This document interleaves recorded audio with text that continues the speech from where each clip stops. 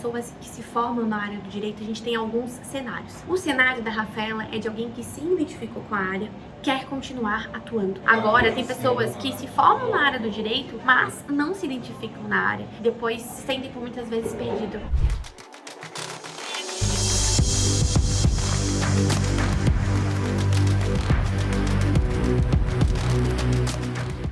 SOS Attorney, fala comigo! Estamos de volta aqui com mais um episódio, o episódio 2 do nosso quadro, que já é muito amado e querido por muitos de vocês. Nesse momento nós fazemos análise de histórias reais, análise de cases reais, e que por muitas vezes todas essas dúvidas em que as pessoas trazem aqui pra gente podem ser dúvidas muito parecidas com o que você tem neste momento também. Então, te convido para assistir até o final esse vídeo. Nós vamos falar um pouco sobre oportunidades, sobre morar fora, sobre carreira internacional, dicas também e orientações muito importantes. Para quem ainda não me conhece, eu sou a Amanda, uma das mentoras especialistas de oportunidades para brasileiros morarem fora e também de carreira internacional aqui na Attorney. Então hoje estou aqui para fazer a análise do caso da Rafaela. Eu vou lendo aqui o e-mail que a Rafaela nos enviou e nós vamos fazendo pausas para analisar parte por parte e discutindo juntos sobre os pontos que a Rafaela trouxe aqui pra gente, já fazendo uma análise. Vou começar aqui a leitura então junto com vocês. Attorney, primeiramente, obrigada por esta oportunidade, vocês são incríveis. Nós que te agradecemos, Rafaela, pelo seu carinho. Estamos aqui para te ajudar e para te servir. Meu nome é Rafaela, sou formada em Direito,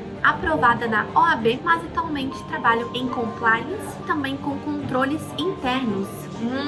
Então, uma advogada que focou aí a sua carreira na parte de compliance e também controles internos. Pelo que eu tô percebendo aqui, ela já tem certo tempo de experiência, aprovada na OAB, parece que gosta de atuar nessa área que envolve a questão do direito, mas vamos continuar aqui a leitura pra gente entender se isso realmente acontece aqui pro perfil da Rafaela. Sempre trabalhei desde o início da minha faculdade, em escritório, órgão público e posteriormente no jurídico de empresas.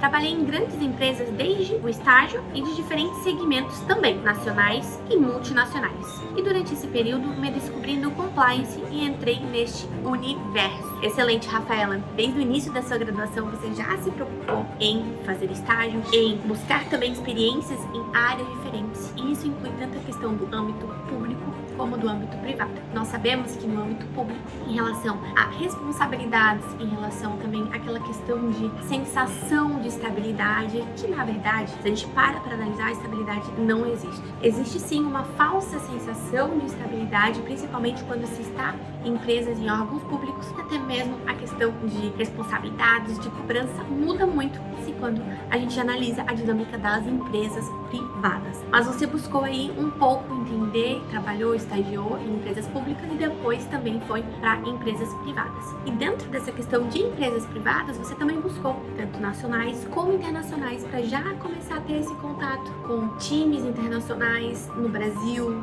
Também acredito com a questão do inglês, tudo isso focado aí já com um pezinho na internacionalização da sua carreira. Excelente! Vou então continuar aqui a leitura da Rafaela. Entendo que, mais do que o direito, o compliance abre as portas para oportunidades no mundo todo, já que para advogar fora do Brasil, salvo Portugal, é bem mais burocrático. E por isso, também me imagino em outros países fazendo o que já faço. Aqui a gente já começa a entender que sim, a Rafaela hoje se identifica com a área, né, com o âmbito da questão que envolve a formação dela, mas de certa forma a questão ali do compliance. E quando a gente fala, né, de pessoas que se formam na área do direito, a gente tem alguns cenários. O cenário da Rafaela é de alguém que se identificou com a área, quer continuar atuando. Quando a gente entra dentro da questão do direito, nós temos ainda duas vertentes. Pessoas que querem realmente advogar, né, serem advogados fora do Brasil. E realmente entra uma questão burocrática, não só para advogados, mas também para outras profissões, onde há uma regulamentação, onde há um órgão de classe. Isso se aplica para pessoas do direito que querem atuar como advogados, para pessoas do âmbito da saúde, médicos, enfermeiros, dentistas, fisioterapeutas que querem atuar na sua área de formação e também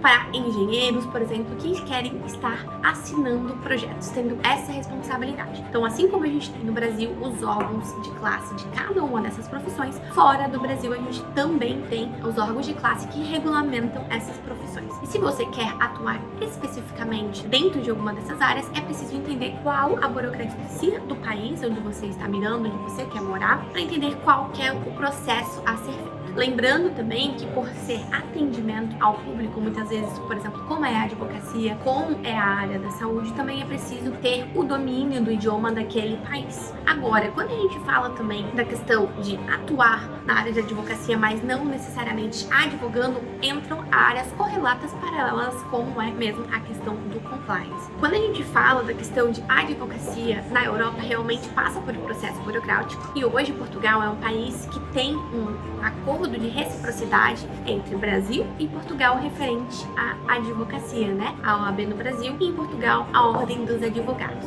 Acontece que por esse fato, se tornar advogado em Portugal é um processo meramente documental. Não é preciso fazer provas novamente ou novas cadeiras na faculdade, o que facilita e muito. Mas eu quero lembrar vocês que essa informação é atual, de abril de 2023, e isso está em constante alteração e sendo sempre analisado. Então, por exemplo, nesse momento, inclusive, esse regime de reciprocidade que existe do Brasil e Portugal para a questão da área da advocacia está sendo revisto. E pode ser que eles dificultem um pouco mais em relação a pré-requisitos, que nesse momento realmente é algo, digamos, simples, é uma análise documental que não há grande mistério. Inclusive, nesse momento ainda é possível fazer estando no Brasil. Mas aí que entra um ponto importante que a Rafaela já percebeu.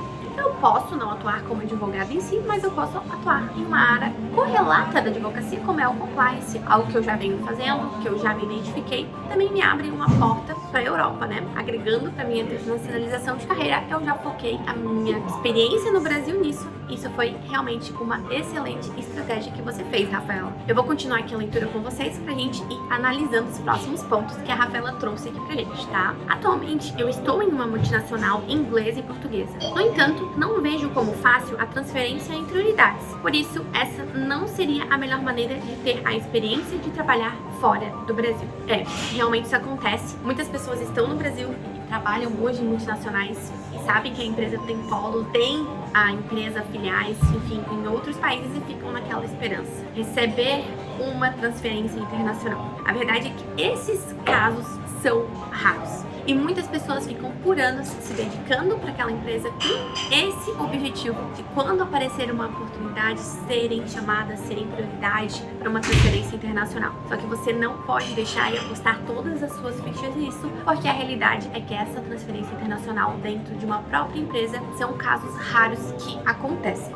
Vou continuar aqui a leitura também com vocês. No mais, com a alta demanda de ESG, também pretendo me especializar nesse ramo. Assim, também engloba mais conhecimento e experiência no que eu já faço. Para quem não sabe, ESG é uma sigla em inglês que significa Environmental, Social and Governance, que em português significa então ambiental, social e governança. Fiz alguns anos de inglês no passado, mas atualmente não treino mais. Portanto, considero intermediário. Porém, tenho consciência de que, se voltar a estudá-lo, chego em status avançado, pois vejo oportunidades no LinkedIn para trabalhar na minha área, mas elas exigem um inglês fluente. Normal, Rafaela, no Brasil, muitas vezes a gente não tem um ambiente propício para que a gente treine o inglês, né? Que a gente continue aperfeiçoando e sentindo essa confiança. Realmente não é um ambiente propício para isso. E muitas pessoas que estudaram por muitos anos inglês atingiram um nível avançado, por falta de prática não se sentem tão confiantes e por muitas vezes acham que tem aí um nível intermediário. O que falta é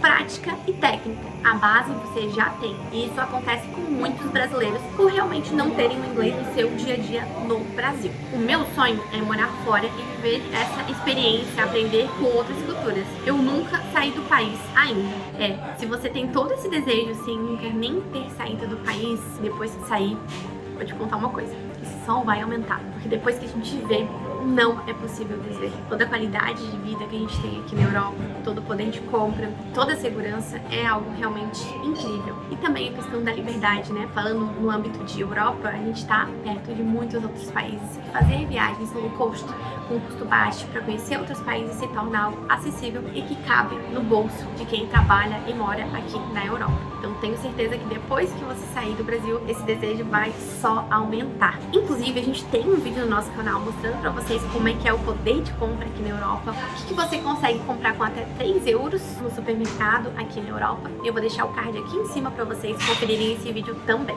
Então, Rafaela, vou continuar aqui a leitura do seu case. Gosto muito de Vancouver, Canadá, mas tenho dificuldade de encontrar oportunidades no ramo lá. Vi aqui que você, então, saiu de Portugal, fica na Europa e agora já está falando do Canadá. Um ponto importante para você entender quais são os seus motivos que te fazem querer ir morar fora. Quais os idiomas que você quer praticar ou que você está aberta a aprender para morar nos países, qual o clima desse país, qual que é a abertura do mercado de trabalho para sua área, quais as oportunidades que você deseja alcançar, qual o estilo de vida que você deseja ter, se você quer realmente seguir agora na sua carreira na parte de compliance ou se você deseja fazer uma transição de carreira. Na verdade, isso entra perguntas de reflexão para você que está aqui nos assistindo, que sonha em morar fora. E quando a gente pensa na questão dos países, é importante ter essa abertura, mas quando a gente começa a ir do Canadá para os Estados Unidos, para a Austrália, para a Europa, consegue entender a confusão que tem atrás disso tudo? Porque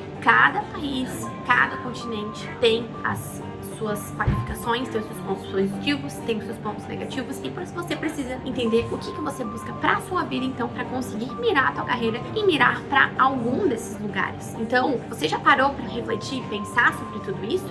Porque assim, hoje, morar no Canadá também existem muitas oportunidades para brasileiros lá. A gente tem a questão do clima, a gente tem a questão dos impostos que lá são altos, tem a questão também que viajar dentro do Canadá é mais caro, é um país grande, viajar, sair do Canadá, viajar dentro do Canadá e viajar também para outros países. Então, são diversos fatores que é preciso levar em consideração. E a gente tem já a Europa, por outro lado, um país em que a questão dos impostos depende de país para país, questão da saúde pública, saúde boa também. A gente tem a questão de essa liberdade geográfica de poder viajar de outros países com custo mais acessível. Já no quesito clima, países diferentes com climas diferentes que você pode analisar também na Europa. Então, esses dois pontos são muito importantes e é preciso entender o que você busca com o seu sonho de morar fora para conseguir mirar aí, ou no Canadá ou na Europa, e não ficar mesclando. E a gente vê muitas pessoas justamente confusas em relação a isso, que no fim não saem do lugar porque começam a fazer procura e tantas coisas que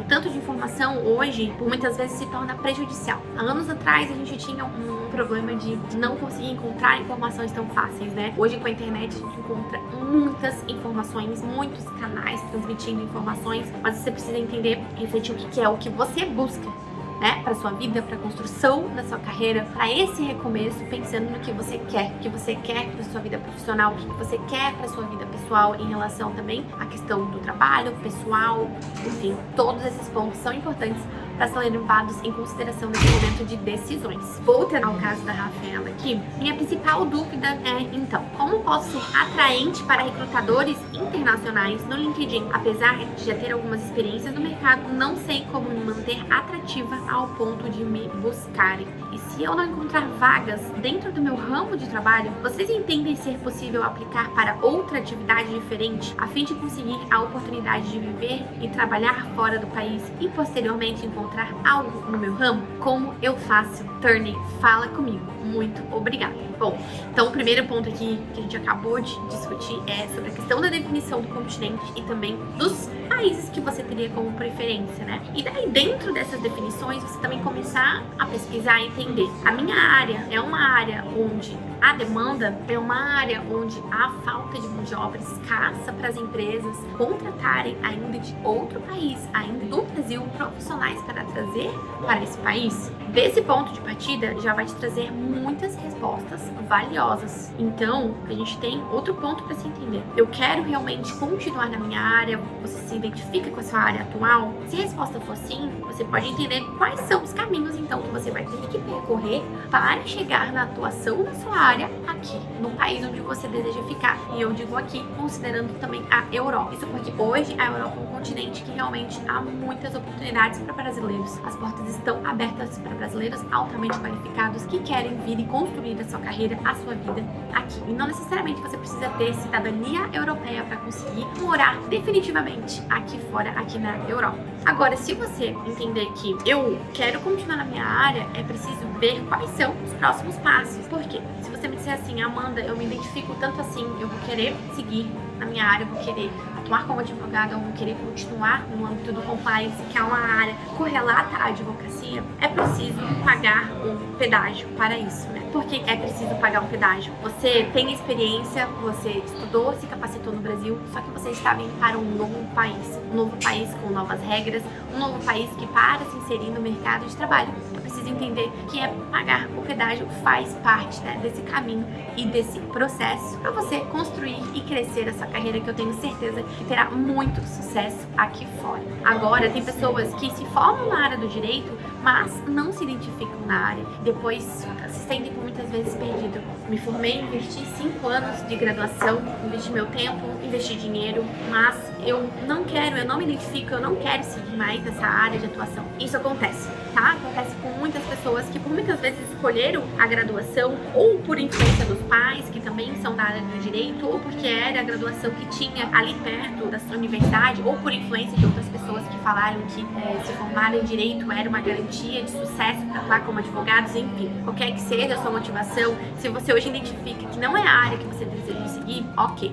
Tá? Isso já é um ponto importante quando a gente identifica que não, eu não vou investir mais meu tempo numa área que não me traz, né, felicidade, uma área que eu não quero construir a minha carreira, já agora pensando em morar fora. Isso é muito factível, acontece muito, a gente tem diversos casos de mentorados e alunos que passaram por esse processo. Então, o que você precisa fazer agora é entender quais são as suas soft skills, quais são as suas hard skills e o que você gostou, quais eram dentro das atividades que você fez, que você mais se identificava, que você mais gostava e fazia com mais prazer, com mais alegria. Se era a parte na hora que você estava mais quieta, na frente do computador, sozinha, escrevendo, cuidando da parte de contratos, ou se era quando você tinha reuniões com os clientes, quando você tinha encontros com os clientes, onde você fazia mais a questão da sua parte de comunicação. Esse é um ponto muito importante, você entender quais dessas atividades te atraíam mais, vai dar o direcionamento para você agora ver em qual área seguir uma transição de carreira. Quando se pensa numa transição de carreira, quais são os caminhos para você vir aqui para a Europa? Uma porta muito interessante é a questão dos estudos. Por quê? Os estudos, Amanda? Os estudos porque você vai abrir um novo caminho para uma nova área para você se especializar. Você já vai acrescentar os seus estudos aqui na Europa, agregando para o teu currículo e servindo como uma excelente porta de entrada. Bom, Rafaela, pelo que eu percebi aqui, você se identifica pela sua área de atuação. Hoje você tem menos de 30 anos, então pode inclusive buscar também por oportunidades de estágio no exterior como uma porta de entrada. Ou até mesmo, se você optar por se registrar, aproveitar e ver que esse acordo, esse regime de reciprocidade entre Brasil e Portugal está válido nesse momento, se inscrever na Ordem dos Advogados em Portugal e através disso, né, ter também uma opção de um visto específico para embarcar em Portugal, entrar na área de compliance em Portugal e depois, claro, mirar, né, iniciar a sua carreira por lá e mirar em entender os outros países, qual o processo que você precisaria passar para atuar na área de advocacia em outros países ou até mesmo na área de compliance em outros países. Lembrando que daí a área de compliance, por ser correlata, não necessita necessariamente que você esteja inscrita na Ordem dos Advogados de Portugal para atuar nela. Então, Rafaela, foca em entender o que você busca para o seu futuro e também em relação à questão aí dos países. Nós te desejamos muito sucesso na sua trajetória para que você se encontre profissionalmente, para que você analise os caminhos que você tem, os passos que você tem que dar para se inserir na área de compliance ou seguir como advogada aqui na Europa. Temos certeza que você terá muito sucesso na sua trajetória profissional. Inclusive, nós temos uma mentorada que hoje mora em Portugal e trabalha em áreas correlatas de advocacia para uma empresa nos Estados Unidos. Então isso é muito factível também para você que se identifica e deseja continuar trabalhando aí em áreas correlatas à área da advocacia. Então, Rafaela, se você quiser e precisar da nossa ajuda, ou até mesmo você que está assistindo esse vídeo, saiba que nós temos uma equipe capacitada e pronta para te ajudar. Vamos deixar mais informações aqui na descrição desse vídeo. Obrigada por você que chegou até aqui, que assistiu até o final. Vou deixar inclusive uma sugestão de um próximo vídeo, onde nós falamos sobre as principais diferenças do mercado de trabalho do Brasil para a Europa. E nos vemos na próxima análise de caso aqui do SOS Attorney Fala Comigo, com uma das nossas mentoras. Até mais!